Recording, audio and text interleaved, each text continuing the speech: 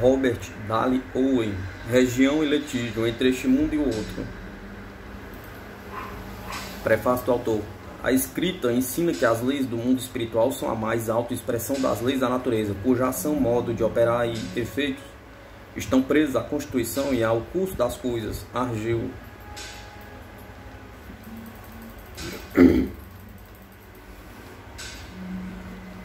Um dos mais conhecidos e brilhantes triunfos da ciência astronômica foi a predição, antes de ser feita a descoberta da existência, e aproximadamente do lugar no firmamento em que se devia achar um planeta pertencente ao nosso sistema solar, fazendo a sua revolução além da órbita de Urano.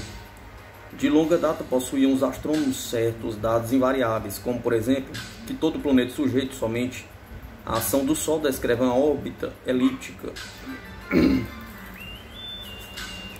Porém que, se além dessa ação ele for também sujeito a uma atração menor, mais apreciável de outro planeta, este o desviará da elipse que ele tinha de descrever. E tais perturbações, como diz os astrônomos, podem ser calculadas de modo a poder conhecer a posição exata de cada planeta em uma certa época do passado ou do futuro.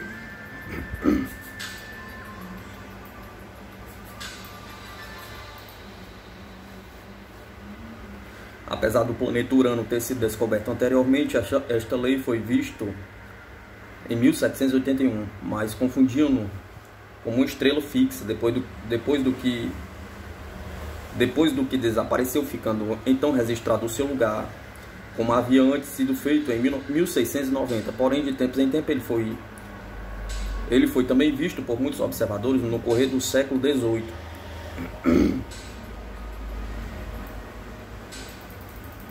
Notou-se que havia divergência entre as posições observadas do planeta e aquelas que ele devia ocupar, entrando-se no cálculo com todas as influências perturbadoras conhecidas, e quando depois da atual descoberta foram calculadas as suas tábuas, fundadas em observações de muitos anos, reconheceu-se que essas divergências entre as posições indicadas nas tábuas e as observadas no planeta cresceram gradualmente até 1822.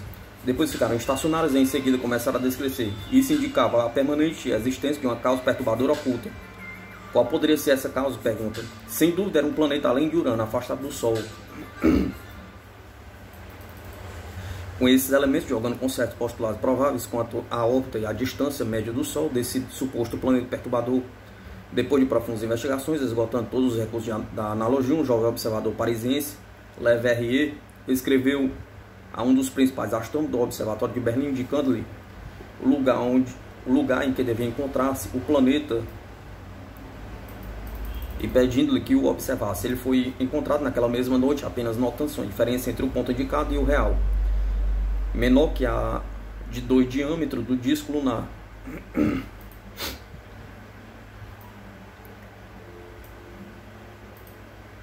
J.C. Adams, da Universidade de Cambridge, sem saber que o astrônomo francês se entregava a esse trabalho, o fez também de sua parte, chegando mais ou menos ao mesmo resultado. Se algum Le Verrier da ciência espiritual tiver tomado nota, durante os 25 últimos anos, a ação de certos agentes perturbadores, cujos efeitos se patenteiam por toda parte no mundo religioso, poderia fazer uma predição ainda mais importante que a do astrônomo francês.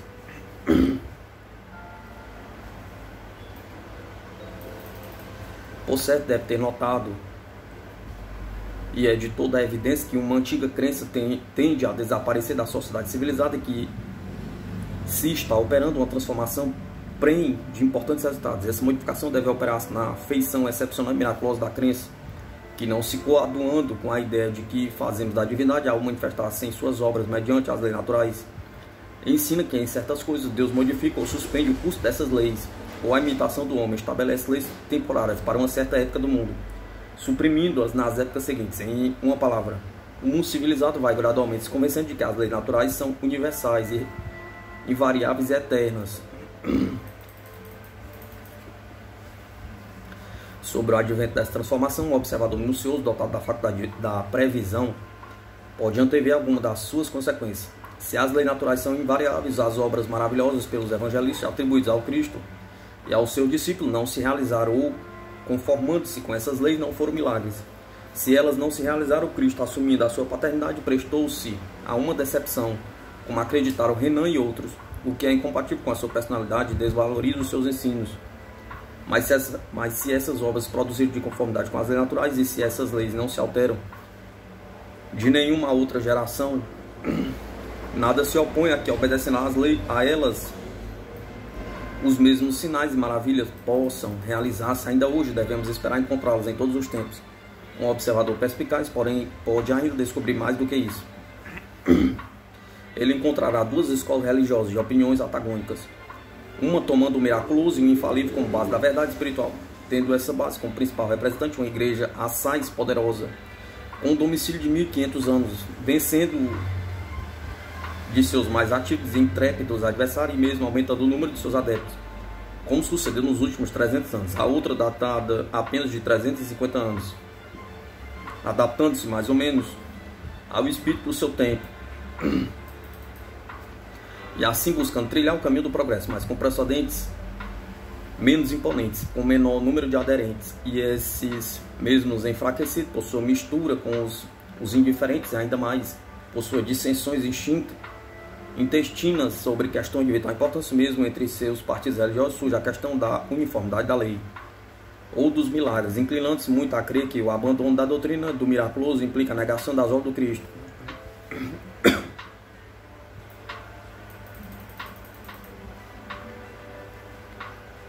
Uma luta aparentemente tão desigual pode produzir grande desânimo. O nosso Leverrier espiritual, contemplando isso, há de como seu homônio, sentir-se desanimado pela faculdade de predizer o lugar em que o mundo desconhecido deve ser encontrado. Contudo, se o nosso observador tiver uma crença firme na superioridade do Cristo e na doutrina da lei natural, conseguirá, evitando essas dificuldades, chegar a uma solução prática. A história lhe dirá que as obras do Cristo, do seu discípulo, interpretadas pelos judeus como milagres, atraíram principalmente a atenção dos povos semi-bárbaros, incapazes de apreciar o valor intrínseco e a beleza moral da doutrina por ele ensinada. A analogia poderá sugerir-lhe que, se os fenômenos mais ou menos semelhantes a esses puderem ser testemunhados em nossos dias, e se eles não forem postos de lado pela pretensão de serem miraculosos, produzirão sobre a moderna indiferença uma impressão mais ou menos idêntica.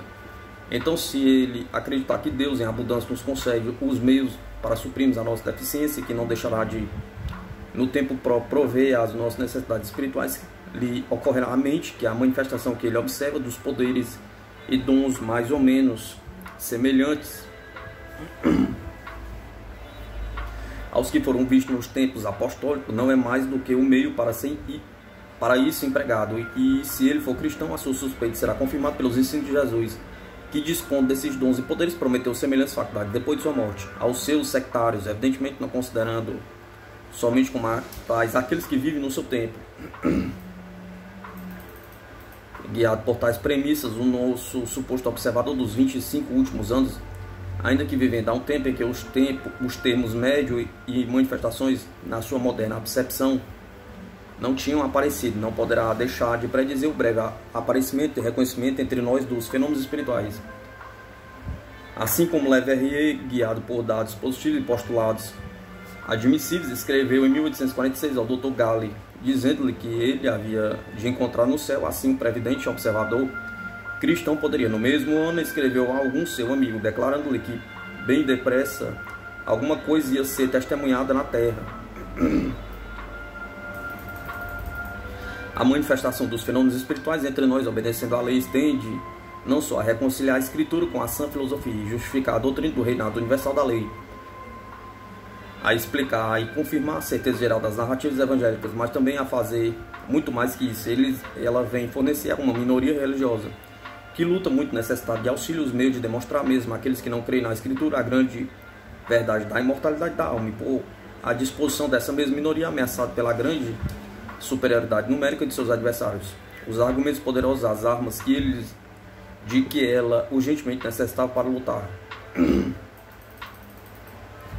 Considerações menos valiosas que estas bastariam para provar que o assunto de que nos ocupamos neste volume é de inqualificável importância para a ciência e para o cristianismo. Nas páginas seguintes, procuro demonstrar que a religião, como Cristo a ensinou, Conquanto esteja certo de seu triunfo final, acha-se atualmente sob uma cruel pressão exercida de um lado pelas hostes arregimentadas sob a bandeira da infalibilidade e do outro pelos vigorosos campeões da ciência. E nesse apura a evidência experimental da existência dos modernos fenômenos espíritos, uma vez demonstrada, prestar-lhe-á um serviço superior ao que se pode imaginar. Procuro também fazer ver, se observamos tão desapaixonadamente como fez o astrônomo de Berlim, obteremos, quanto à realidade e verdadeiro caráter desse fenômeno, provas tão concludentes como as que confirmam a existência do último planeta descoberto. Há 12 anos que eu busco aplanar esse caminho, assim como Urano foi acidentalmente visto, mas não reconhecido como planeta durante um século. Assim também os fenômenos espirituais têm sido observados e registrados de tempos em tempos no passado, sem se ter pensado que eles se produziam. Como agora sucede, obedecendo a uma lei, considerando sob esse ponto de vista, eu trouxe à luz da publicidade os que me pareceram mais autênticos.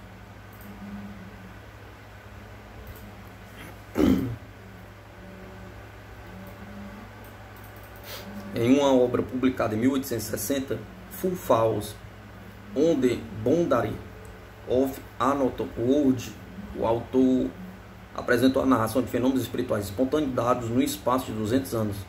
Na presente obra, parcialmente histórica, não o bastante a apresentar pelas narrações isoladas, o título de esclarecimento não deixarei de tocar incidentalmente em certas doutrinas que para mim têm mais popularidade que utilidade. Se eu não for bem sucedido como o bem pode acontecer ingerindo-me de um modo sincero e desapaixonado dos negócios, dos créditos em luta, não será isso por falta de esforço inteligente.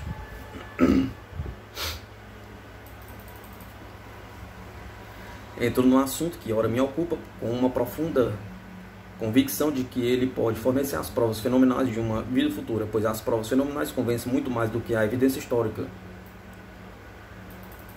Se o telégrafo elétrico tivesse sido inventado há 2000 anos e se, depois de empregado por um curto período, houvesse caído no número das artes perdidas, embora nos falasse dos seus velhos triunfos, essa lembrança produziria de nossa parte uma crença nesse invento mais fraco do que consegue fazê-lo o fenômeno moderno por nós observado. Essas reflexões vencem a retulância que se pode sentir em impelir para frente aquilo que por algum tempo jazia no mundo interdito. Não sou temerário, nem ambicioso de um resultado imediato. As ideias novas, mesmo verdadeiras, raras vezes infundem desde logo respeito, no sentido de que o mundo liga a este termo. Os homens que se fizeram por seus métodos escolhem, porém, lentamente o rumo que lhes parece melhor. O leitor encontrará neste volume algumas repetições, tratando-se de um assunto com a qual o ânimo do público está pouco familiarizado. É difícil evitar-se isso, mas mesmo porque em discussões desta ordem o uso as permite. Ao clero protestante, a atitude atual do mundo religioso, preâmbulo. Cada coisa tem sua época própria. Cada empreendimento tem o seu tempo marcado pelo Criador. Eclesiastes.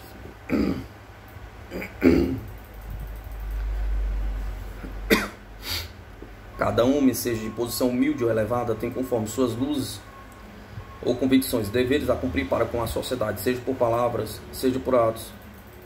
Aquele que depois de cuidadosas vigílias e sérias diligências para descobrir a verdade e conhecer se ela merece ser propagada, adquirir a convicção de dever fazê-lo, será um infiel se conservar em silêncio.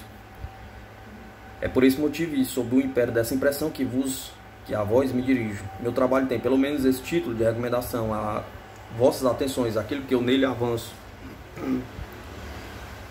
Poderá vir de em volta com algumas falsas concepções e ser limitado pela fraqueza das minhas vistas, mas foi escrito religiosamente, sob o impulso da consciência, como se cada palavra tivesse sido pronunciada aos pés do trono do Onipotente. Não podeis deixar de reconhecer a grave importância do assunto que vos vou expender, visto referir-se em primeiro lugar ao presente estado da teologia, à deficiência religiosa do mundo e, incidentalmente, à realidade da inspiração completa. Em segundo lugar, trata-se do caráter daquele que nos evangelhos, nas epístolas, tem o nome de maravilhas e milagres, e às vezes de dons espirituais. Afinal, e especialmente a questão de saber se fenômenos análogos a esse não se estão operando em nossos dias. Um perfeito conhecimento desses assuntos, cuja importância vai muito além vai muito além das que lhes têm prestado, é indispensável ao adiantamento da parte espiritual do homem. A vós principalmente compete enfrentar essas questões. Vosso cargo por si mesmo e pela eminência de seus deveres é o mais alto neste mundo, pois que cuidais da parte espiritual que constitui o homem. Deveis ser os guias da humanidade. Para manter, porém, uma tal posição, não basta ser zeloso, instruído e mesmo sinceramente piedoso. A letra de uma lei eclesiástica ou secular governa menos que o espírito do tempo. Somente vós podeis dirigir o movimento religioso, ora sujeito ao impulso dessa verdade. O leigo que ora reclama vossa atenção justifica-se dizendo que no seio das imunidades de vossas igrejas não estáis em posição favorável para ouvir a verdade que se expande fora do vosso meio. Julgo que a ouvis menos que qualquer outra corporação de homens.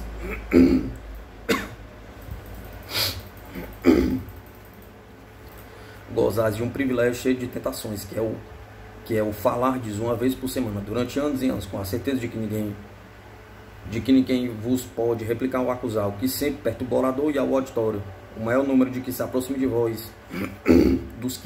de vós devido ao respeito, finge uma submissa aquiescência, mas a maior prova de respeito que se pode dar a um homem ou a uma classe consiste em lhes falar com franqueza e boa fé. A consequência geral dessa vossa posição é a restrição dos vossos ensinos habituais aos limites sectarianos, enquanto outros, transgredindo a rotina, atiram-se a novos tempos de investigações. Vós, encerrados em vossas trincheiras, envergonhados e infecundos, nada observais. Não tenho a fortuna de saber se algum dos vossos, como eu fiz, dedicou seu tempo e pensamentos à questão de indagar se hoje, como no passado, os habitantes do outro mundo influenciam para o bem ou para o mal em nossa vida. Entretanto, se discretamente estudassem, a investigação seria injustificável e ninguém poderia alcançar maiores resultados éticos e religiosos.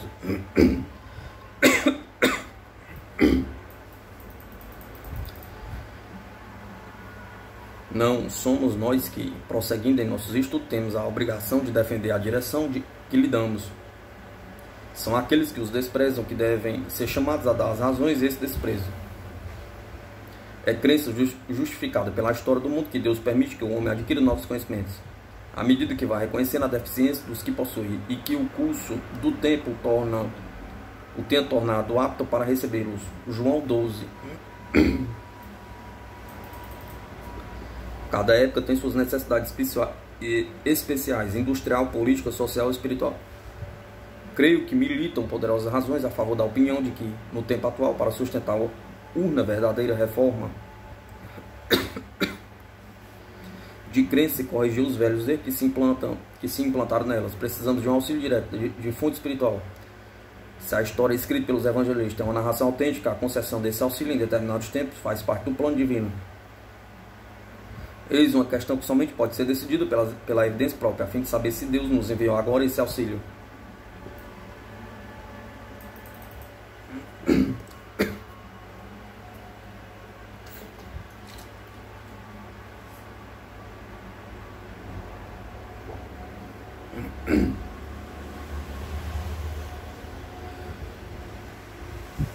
É certo que essas memórias históricas escritas há cerca de 2000 anos não dão às almas investigadoras de hoje as mesmas convicções que eram colhidas pelos nossos antepassados. A crença moderna do invisível exige, desde já, novas e complementares explicações. Isso se tornará mais manifesto se estudarmos desapaixonadamente a posição atual do mundo religioso, sua atitude em relação à ciência e o dilema que ele está colocado de aceitar ou rejeitar as descobertas modernas já reconhecidas. Os mais atentos de entre os vossos não têm deixado de notar os sinais dos tempos. Eles devem ter compreendido que não se pode ficar de braços cruzados ante esse movimento oculto, mas seguramente o ceticismo minou as crenças populares. A base antiga vai faltando aos nossos pés. Não há motivo de receio senão para aqueles que julgam que o mundo só pode ser salvo por meio do sequestro. A religião não corre o risco de subverter-se, mas que as eternas colinas o de submergir-se, pois os alicerces daquela na alma são mais sólidos que os destas, no solo firme. As opiniões, porém, que não se conformam com o progresso do mundo, mas sim devem mais tarde ou mais cedo ser modificadas, não bastante todo o esforço contrário para sustentá-las. Debalde nós apegarmos às antigas perplexidades da doutrina, se ficar provado que elas estão em completo antagonismo com as luzes do século XIX. Continuarão a ser a crença somente dos tempos em que as colunas de Hércules marcavam o limite ocidental da Terra. Sem dúvida, muitos dos vossos estarão sinceramente convencidos de que o que eles julgam ortodoxo não necessita de influxo espiritual para garantir seu progresso ou corrigir seus erros. Estarão convencidos de que não há espírito antifilosófico que exija reforma, nem enganos perniciosos que devam ser corrigidos. Se eles, porém, tivessem razão nisso, muitos problemas conexos com a história do protestantismo se tornaria de dificílima solução.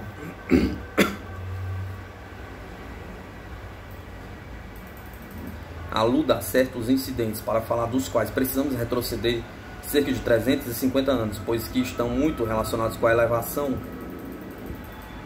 e os progressos da grande reforma, com seus maravilhosos sucessos e seus enormes reveses, principalmente durante o primeiro século do seu desenvolvimento e uma quarta parte do século seguinte.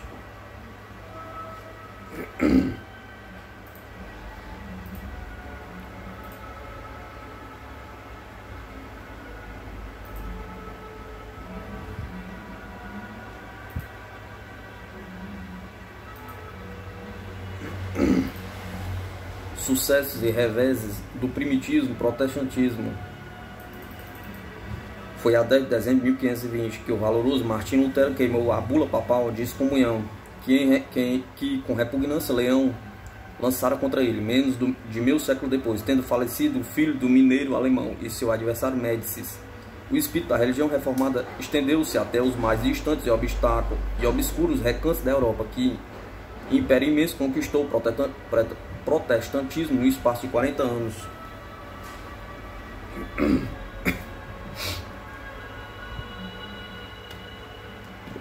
Era um império que ia da Islândia aos Pirineus, da Finlândia às cumeadas dos Alpes italianos.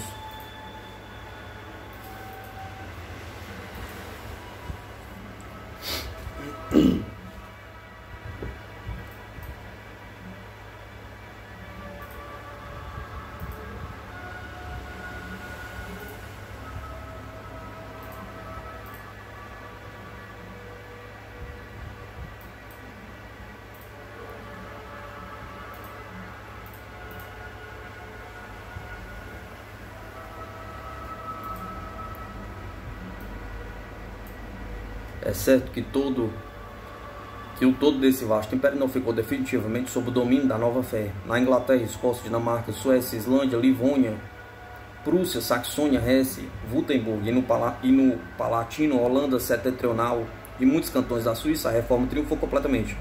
Ao passo que na França, Bélgica, Baviera, Boêmia, Westfália, Áustria, Polônia e Hungria, conquanto a luta ficasse indecisa, os dardos de Lutero e de Calvino deixaram muito feridos nas massas populares.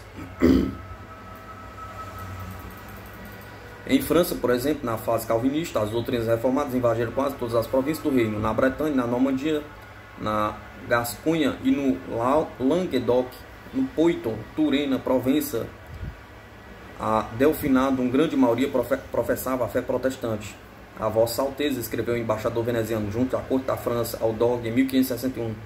Pode crer que, com exceção das classes inferiores, que ainda zelosamente frequentam as igrejas, tudo mais as abandonou, especialmente os nobres, e quase sem exceção todos os que têm menos de 40 anos.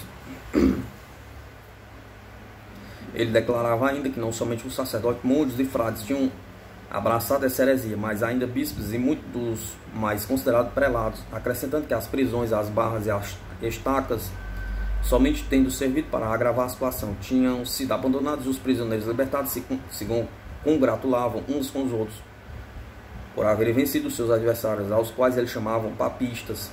Na Polônia prussiana, o direito do chefe do Estado ao exercício da religião, conforme o rito luterano, foi confirmado por cartas expressas em 1557 e 1558. Enquanto na própria Polônia os protestantes chegavam mesmo a obter sedes episcopais. Na Hungria, em 1554, um luterano foi eleito palatino do Império. Na Baviera, uma grande maioria dos nobres abraçou a nova doutrina e o próprio duque, em certas ocasiões, assistia aos ofícios protestantes. Na Áustria, a revolução do sentimento foi ainda maior. Os nobres estudavam em Wittenberg, com professores que tinham sido discípulos de Lutero. Os colégios da Áustria eram filiados aos protestantes e asseguravam-se que só a 30ª parte dos habitantes se conservava fiel ao Papa. Na Holanda, as execuções e perseguições nada conseguiram, e a ferocidade desumana do Duque de Alba, fazendo executar, segundo os cálculos, 30.000 protestantes só nos Países Baixos, foi impotente para deter o progresso das novas opiniões. A Espanha e a Itália, conquanto não totalmente isenta do vírus da doutrina herética, foram os únicos países europeus de alguma importância que, depois de uma luta de meio século, ficaram fiéis à Santa Fé. Se agora imaginarmos um homem de juízo reto e previsão segura, um espectador da Revolução Religiosa do século XVI, cujas convicções coincidam com as de Lutero e de seus aderentes, se o supusermos, depois de passar 2/3 do século olhando de perto para as modificações produzidas pela Reforma e refletindo sobre a provável religião futura da Europa, que juízo antecipado pronunciará ele? Pergunta. Não duvidamos de que sua convicção racional será que daí a 30 ou 40 anos se assista à agonia de todo esse venerável sistema de política eclesiástica, dotado de uma vitalidade mais que antediluviana e que das 7 colinas tem estendido o seu cetro espiritual sobre o mundo, durante uma série de séculos mais longa que aquela em que os sucessores de Roma dominaram na cidade eterna. Contudo, quão estupendamente falaz foi essa expectativa, acariciado por milhões de homens. Havia 80 anos que essa luta subsistia, quando em 1648 os direitos e limites da igreja rivais foram determinados por tratados. Mas como foram determinados? Pergunta. Dos países europeus que em 1568 eram julgados terreno em litígio na controvérsia teológica, cada um sem exceção: a França, a Áustria, a Bélgica, a Baviera, a Boêmia, a Polônia, a Hungria e mesmo a Westfália, onde se assinaram tratados parciais, haviam voltado à fé romana. Não somente o protestantismo os perdeu todos, como um lapso de 200 anos nunca mais os readquiriu. Mas há hoje uma nação europeia protestante que já o não fosse há 300 anos. Nós, cristãos estranhos à fé romana, temos muito que alegar em resposta. Pretendemos que a decadência da nação espanhola, de tão altiva proeminência, foi principalmente devido à influência da Igreja Católica, que a civilização da Itália e da Irlanda achou-se retardada pelo mesmo motivo, e em geral que o desenvolvimento da riqueza, da indústria, da inteligência foi foi maior no norte do que no sul dos limites estabelecidos pelo Tratado da Paz de Westfália. Não obstante haver sido mudado desde aquele dia a fronteira geográfica prescrita às duas religiões desde a data daquela paz, e essa variação é a favor dos últimos. Nos países mais fundamentalmente protestantes, e em nossos dias mesmo, a invasão do catolicismo no seio das crenças admitidas tem sido tal que provoca grandes reflexões à mente dos pensadores. É um terço de século, isto é, de 1833 a 1867. O número das igrejas católicas na Grã-Bretanha subiu além do dobro, e os dos seminários católicos quintuplicou-se. Em 1833, ano em que nasceu em Oxford o grande movimento, não havia nas Ilhas Britânicas um só convento, uma só escola católica, mas nos 34 anos seguintes, aí foram fundados cerca de 300 dos primeiros e 450 das últimas. Não será isso um progresso notável feito pela Igreja Romana mesmo nos países mais protestantes? Pergunta.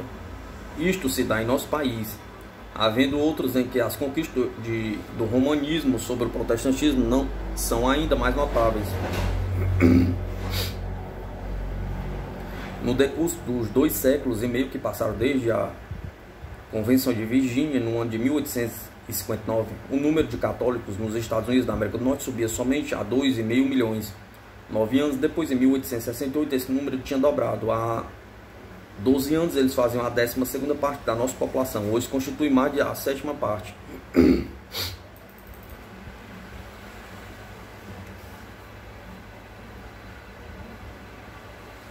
Se supusermos que essas duas grandes divisões da igreja cristã sigam aumentando na proporção supra-indicada durante 4 períodos de 9 anos cada um, no fim desse tempo o excesso a favor dos católicos será de muitos milhões. Como tudo isso é estranho, quando se admite que a razão e a escritura estavam ao lado dos reformadores. Continuando o protestantismo do seu ponto de vista atual, com o que dificuldade vai lutar na sua prédica. Princípios insuficientes sugeridos por si mesmo.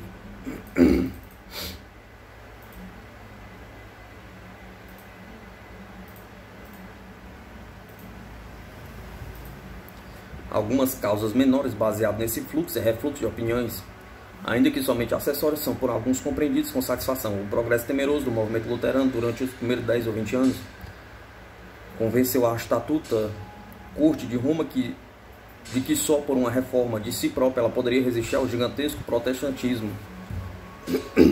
E essa sua convicção patenteou-se no caráter dos novos pontifícios escolhidos, antes do estandarte da heresia ter sido desfraldado nas margens do Elba.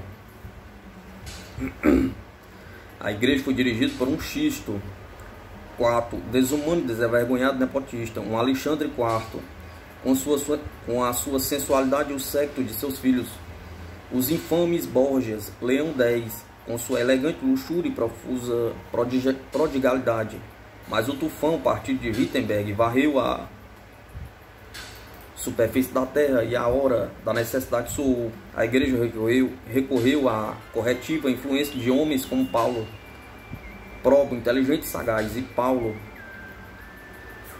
austro, impulsivo, inflexível e guiado por sincera devoção, capaz de dar à antiga fé a sua primitiva pureza.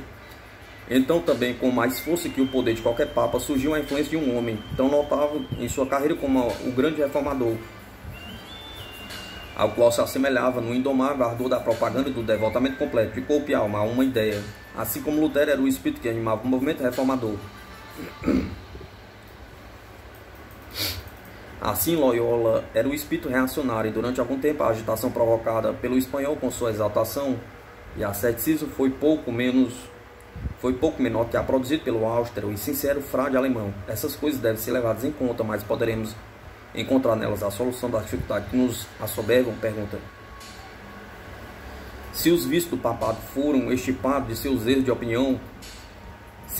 opinião penduraram. Se papas semelhantes ao terceiro e quarto, Paulos, Pio e Gregório sustentaram a honra e a causa da Igreja Católica. Se Loyola e seus coadjutores consagraram-lhe suas fortunas e vidas, não tinham eles contra si Lutero, Calvino, Melanchthon, Zwingli e toda a corte de apóstolos da Reforma, trabalhadores tão hábeis como as melhores do catolicismo? Pergunta. A espada, é certo, foi empregada contra os inovadores, mas a perseguição, se com sua severidade não consegue exterminar, é insuficiente, se não for auxiliado pela força mental e moral para conter um movimento reformador tão poderoso e expansivo como a do luteranismo em 1570. Sua insuficiência no passado ficou demonstrada quando procurou abafar a fraca seita dos primitivos cristãos, ainda nos tempos de Décius.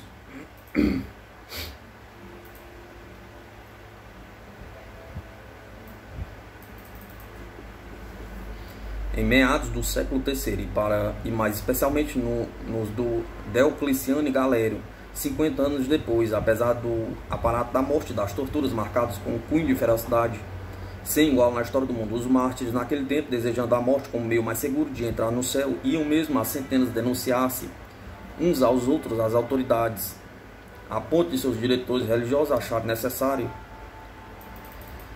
usar de toda a influência para impedir essa espécie de suicídio em massa. O espírito da nova religião saiu incolume dessa prova feroz. A contra-revolução que se assentou dentro dos limites do século XVI foi antes um recuo da opinião que uma repressão pela força.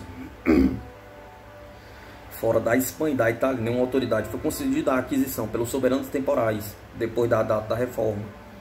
A Espanha foi o foco desses horrores. Não devemos atribuir as vitórias campais às perdas dos reformistas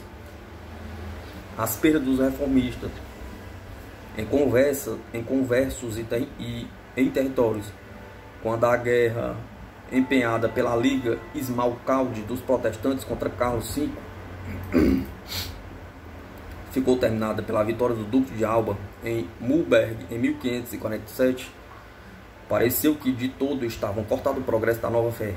Depois da terrível noite de São Bartolomeu e dos horrores que lhe sucederam, em que se supôs estarem completamente esmagadas as esperanças e o espírito dos Huguenots, ninguém pode descrever os sentimentos que dominaram em França quando, 20 anos depois do massacre, Henrique, protestante e intrépido soldado, correndo o risco de ser abandonado pelos mais valentes dos nobres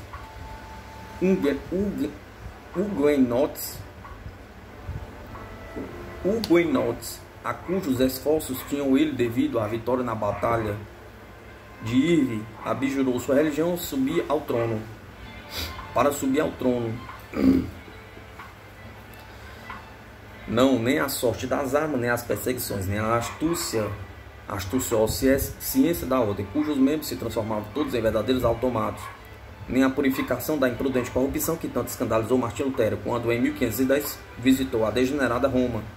Nenhum desses incidentes e outros que possam combinar dará explicação plausível do fato de haver o protestantismo, depois de conquistar 3/4 partes da Europa em meio século, perdido em 80 anos, a metade exata do que havia ganho.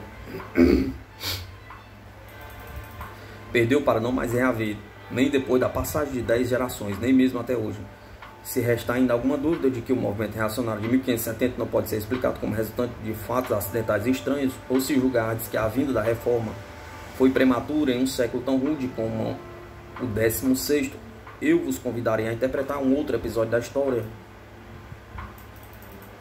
do movimento luterano ocorrido 200 anos depois do tempo de Lutero.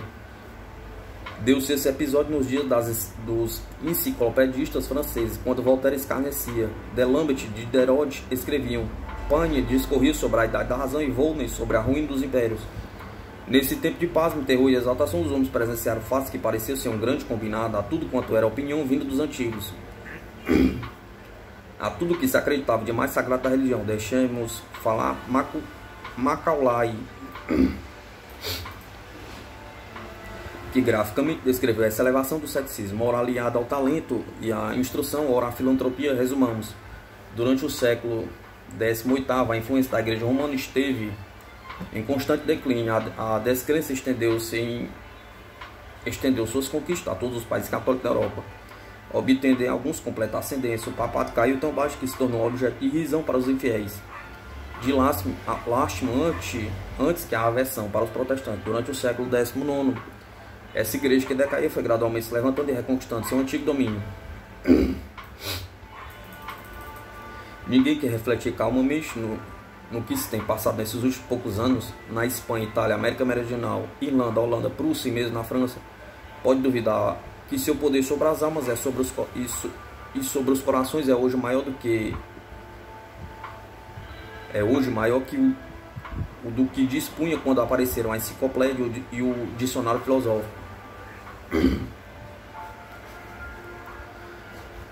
É realmente notável que nem a revolução moral do 18º século, nem a contra-revolução moral do 19º tenha, em grau perceptível, concorrido para aumentar o domínio do protestantismo. No primeiro período que o catolicismo perdeu, também ficou perdido para o cristianismo. No segundo, tudo que o cristianismo adquiriu foi ganho para o catolicismo, quando naturalmente esperávamos que as almas, nessas passagens da superstição para a incredulidade e da incredulidade para a superstição,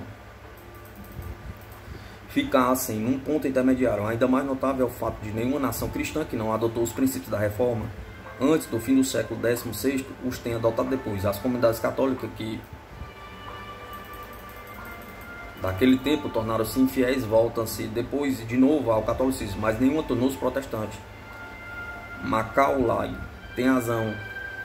Tudo isso é digno de nota. Isso nos fornece um tema para uma séria meditação que não pode ser explicada descuidada e ligeiramente.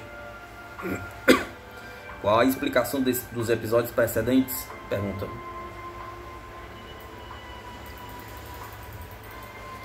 Tanto quanto se diz e crê sobre o progresso humano, disse ele uma grande verdade infalível. O seu triunfo sobre o erro será uma pura fábula? Pergunta. Ou devemos crer que não foi pelo erro que o protestantismo foi vencido? Pergunta.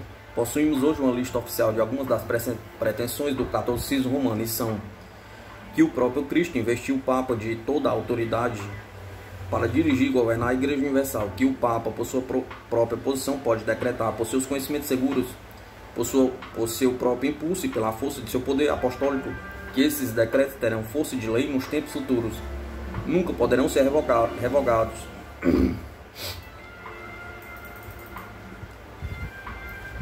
Limitados ou discutidos, mesmo que um concílio ecumênico, inclusive o colégio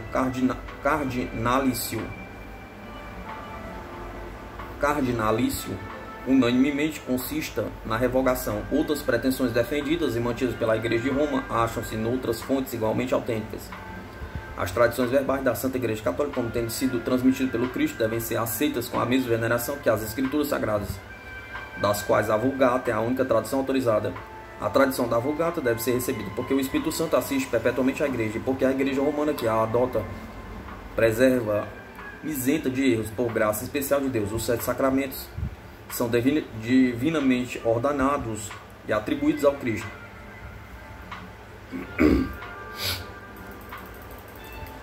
Desde a instituição da Igreja e são a ela comunicados não só pela Escritura, mas também pela tradição.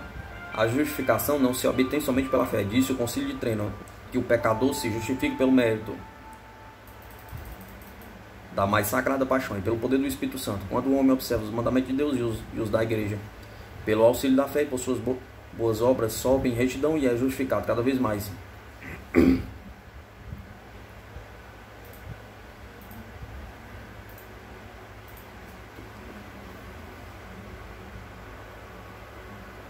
A justificação, contudo, não pode dispensar o sacramento, pela qual o indivíduo começou a ser um novo homem, e afirma que continua a ser e volta a ser o caso deste ser. Toda a instrução religiosa, toda a interpretação da Escritura só poderá ser dada por autoridade eclesiástica. A Igreja visível é a única verdadeira e nenhuma religião será reconhecida fora do seu grêmio.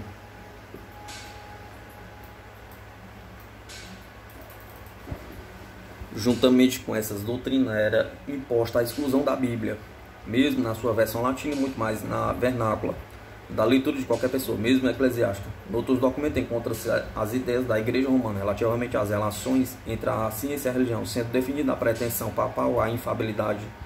Nos ensinos religiosos, os estudos científicos, sob pena de anatema, não podem ser feitos com plena liberdade. Se a ciência, em seu progresso, vier contrariar as doutrinas da Igreja, e por isso, com a sede de São Pedro, nunca pode errar. Como a sede de São Pedro nunca pode errar. Quando o seu soberano chefe, o Papa, falar em virtude da sua suprema autoridade apostólica, definindo qualquer artigo de fé ou moral, para ser aceito pela Igreja Universal, é infalível e, portanto, as definições do Pontifício Romano são irrevogáveis de si mesmo, e não por força de aprovação que a Igreja lhe concede. Esse dogma também não pode ser contradito sob pena de anatema. As ideias religiosas peculiares contra as quais durante 3 séculos o protestantismo tem residido são, pois, substancialmente as seguintes.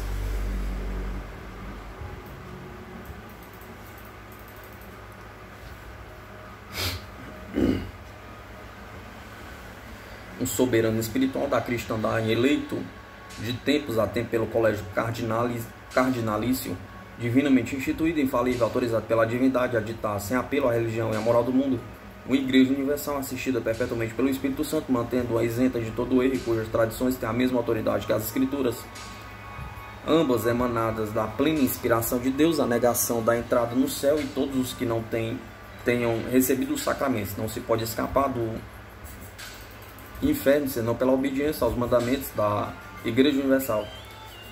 A não existência de uma religião fora dessa Igreja Universal, a negação à alma humana, com exceção ao clero católico, do direito de interpretar a Escritura, a subordinação dos fatos científicos às doutrinas da Igreja, finalmente, uma solene maldição pronunciada contra todos os que se opõem ou negam qualquer canônico da Igreja. Não vos parece que a verdade foi impotente, lutando durante séculos contra os princípios como estes? Pergunta.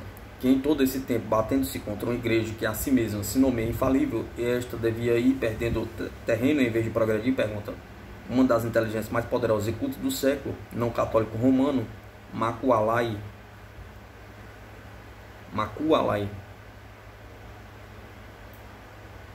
parece ter chegado à seguinte conclusão nos seus eises.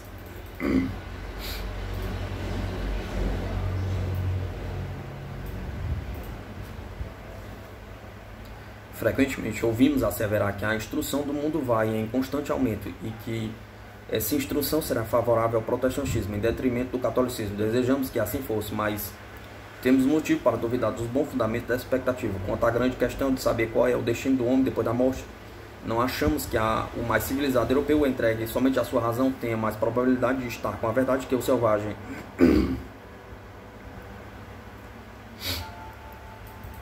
A religião revelada não está na índole da ciência progressiva. Toda a verdade divina, segundo a doutrina das igrejas protestantes, acham-se encerrada em certos livros. É, portanto, claro que no ensino divino não pode haver um progresso análogo ao que se observa na medicina, na geologia e na náutica. Um cristão do quinto século com a sua Bíblia vale tanto como um cristão do 19º com a sua, sendo iguais em candura e natural perspicácia.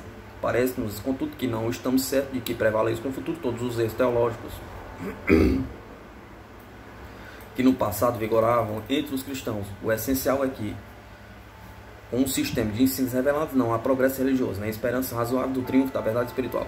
Estareis satisfeitos com tão desesperadora convicção? Pergunta. Seguireis contentes a vossa vocação em condições tão desanimadoras? Pergunta.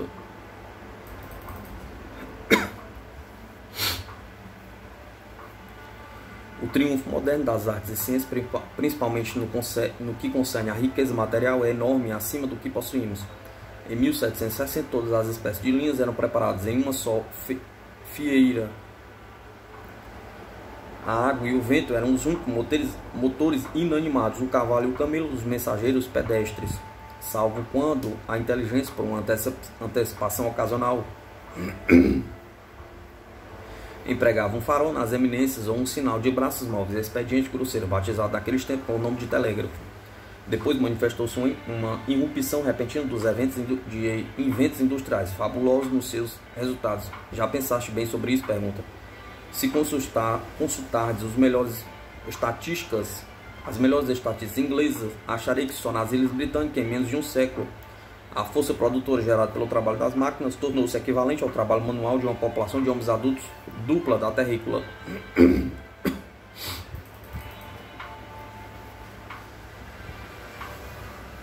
Por outro lado, a par das empresas industriais, são espantosas as descobertas feitas nos mais recônditos departamentos da ciência, patrocinadas com os nomes de Faraday, Darwin, Tyndall, Huxley. Não será a grande lei eterna do progresso, a mais importante de todas as leis, manifestando-se em todos os ramos dos conhecimentos humanos? Pergunta.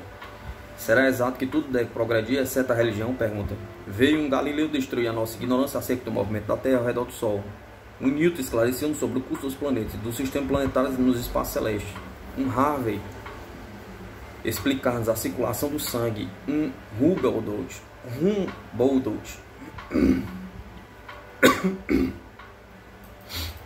desvendar-nos o cosmo. Um Bacon para dar-nos as regras da exploração de todos os campos das investigações terrenas. Em cada ramo da ciência material e intelectual, o homem vai avançando de conquista em conquista. Já teremos, porém, tocado a meta em pneumatologia? Pergunta. Que deverá um investigador religioso pretender ainda? Pergunta. Podemos dizer a respeito de suas doutrinas e que um filósofo escocês disse dos sábios institutos da Europa. Podemos dizer a respeito de suas doutrinas o que um filósofo escocês disse dos sábios institutos da Europa, conservando-se imóveis sobre as bases. Pela força de suas âncoras, eles servem para registrar a velocidade com que o resto do mundo passa ao seu lado, buscando o seu destino.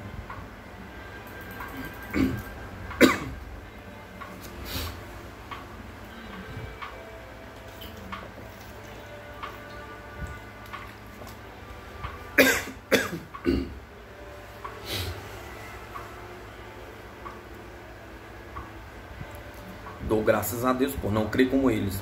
Se isso fosse real, bem pouco valor teria a vida. Quantos corações ficarão abatidos quantos seres se desgraçarão com essas concepções de que nos planos divinos o grande privilégio do progresso inerente a tudo na natureza e ao qual o homem tudo deve, não é permitido à ciência da alma. Não falo dos arcanos da teologia, trato da alma humana e não da essência de Deus. Não creio que residindo na Terra possamos fazer progresso na literatura de Júpiter ou na linguagem falada pelos habitantes de Saturno. Aí incognoscível para o homem. E o progresso humano só pode operar nos limites da esfera do que o homem pode conhecer, executando as obras divinas esboçadas ao redor de nós. Julgo que as nossas investigações não poderão fazer progresso na descoberta dos meios, dos sentimentos e pensamentos do Criador, que, diferente dos nossos, são impenetráveis e só conhecidos depois. Quando nos internamos em busca da solução de tais mistérios, o poder de nosso intelecto expira antes de atingi-lo. Como as ondas do oceano revolto se despedecem e se perdem na vasta extensão das águas. A evidência está demonstrada em todas as obras da infinita inteligência, bem como o amor e a misericórdia de Deus. Quando, porém, pretendemos conhecer as intenções particulares da divindade sobre a primitiva criação do homem, motivo que a levou a permitir a existência do mal e da miséria, quando queremos analisar os divinos mistérios, topamos dificuldades que provavelmente nem no outro mundo poderemos compreender, e menos ainda vencer. Podemos então admitir o argumento de Macaulay, tanto quanto ele possa aplicar-se às partes mais obscuras da teologia especulativa, porque as doutrinas que daí dimanam pertencem à classe das coisas incognoscíveis. Quanto à ciência espiritual, porém, estou firmemente convencido de que temos os meios de estudá-la e, portanto, de fazermos conquistas em seus diversos ramos, quando declaramos que a verdade é poderosa e há de triunfar. Não excluímos a verdade espiritual, que é a mais importante de todas.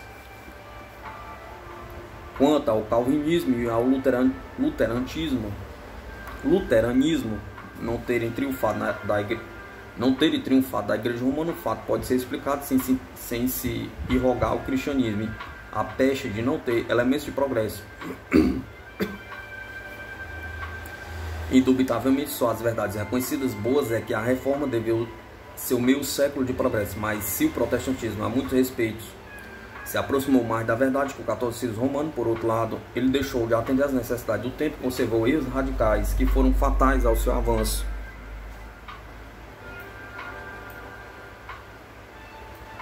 A grande verdade inerente ao protestantismo, a que lhe deu um maravilhoso impulso no século XVI, é aquele que agitou o coração do homem quando ele começou a pensar e raciocinar. Consultado a respeito, Lutero disse: discute, escreve e exorto, mas não procuro forçar a opinião dos outros.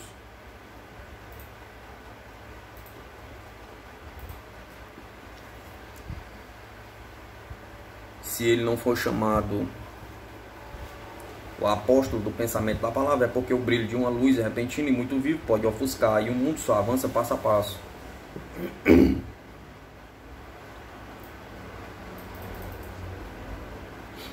Se o Dr. Wittenbergense não tivesse pedido e obtido senão o direito do povo ler na língua vernácula os atos e as palavras do Cristo, em vez de receber o sistema cristão em segunda mão de uma ordem privilegiada, ele teria sido credor da eterna gratidão da humanidade. Lutero não era tolerante nem persistente. Falava demasiado e era muito audaz, mesmo que arriscasse a vida. Para julgarmos, não podermos deixar de recordar suas célebres palavras: eu irei,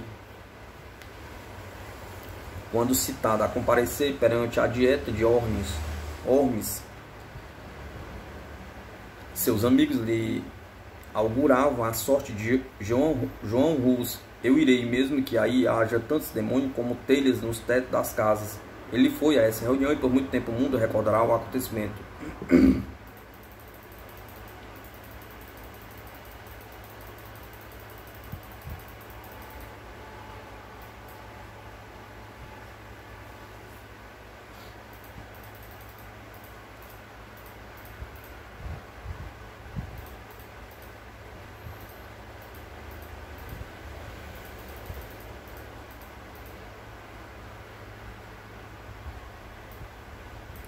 O pecado em Marburg e em Genebra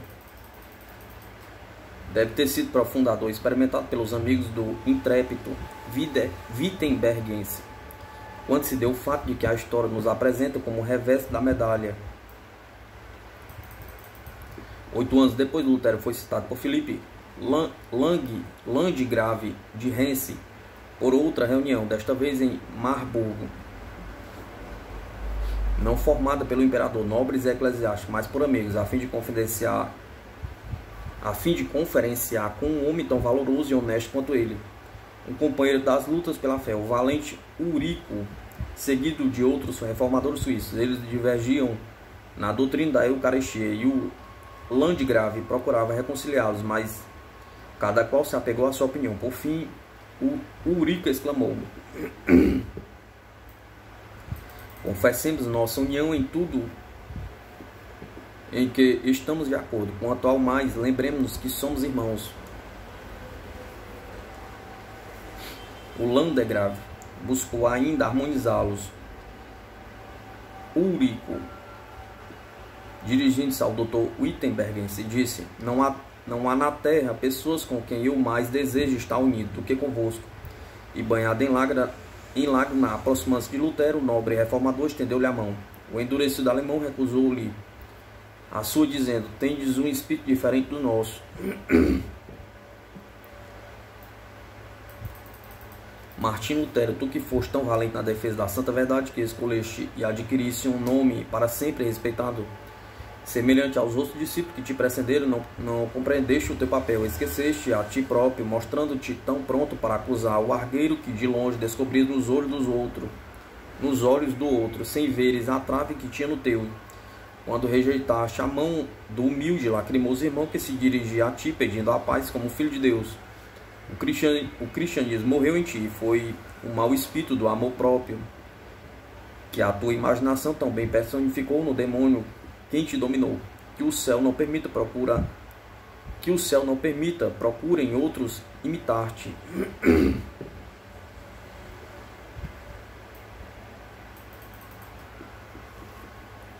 Esse eu radical influiu em toda a vida do grande reformador.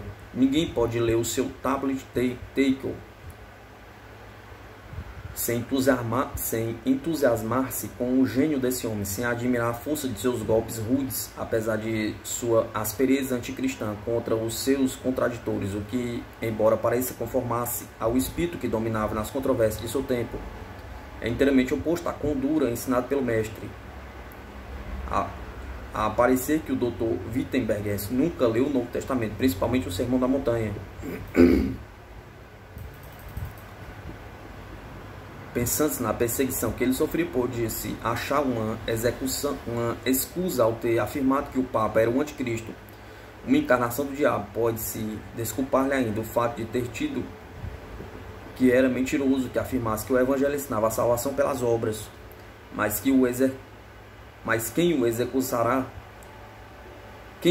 expulsará, vendo os termos que aplica a um dos mais distintos sábios de seu tempo, o íntimo amigo Thomas More, o homem que fez reviver o estudo das Escrituras na língua original, publicando em 1516 a primeira edição do Evangelho tirado dos manuscritos gregos. Um homem que, como ele, havia sido condenado pela Igreja Romana como herético. Um homem cujas únicas faltas eram a timidez e uma moderação conservadora, pergunta.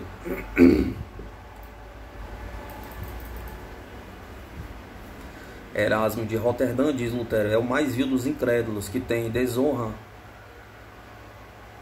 desonrado a terra. Eu nunca oro sem pedir para ele a maldição. Não acreditamos, contudo, que nessa fase do protestantismo primitivo tenha sido Lutero quem mais concorreu para afastar os homens das veredas da caridade e da justiça. Um homem de inimitável proeminência como reformador, mais instruído no sentido das escolas, de um intelecto mais fino que o de Lutero, mais polido e mais calmo que o franco e rude Wittenbergense João Calvino, pecou ainda mais gravemente do que ele, não contra a inteligência e o saber, mas pois ninguém pode taxar o austro genebrez de baldo de sinceridade, mas contra o Espírito, que só ele tem o poder de reformar o coração do homem, contra o Espírito Santo, e sem o qual o mais eloquente mestre de todos os mistérios e conhecimentos não valerá mais que o bronze sonoro ou retumbante símbolo. Uma das 41 heresias articuladas contra Lutero na bula de excomunhão de Leão X era que ele tinha dito não ser com o consentimento do Espírito Santo que se queimavam os hereges.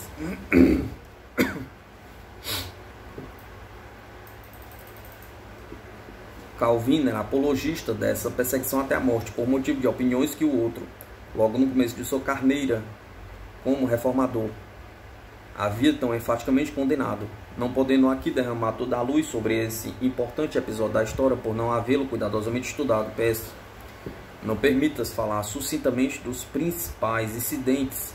Me permitas falar sucintamente dos principais incidentes da execução na fogueira como herege feita pelos protestantes de Genebra a um seu colega cristão em 1553. A história foi contada por eminente teólogo protestante com toda a imparcialidade em todos os pormenores, ao tempo em que existiam documentos de testemunho dignos de toda a fé.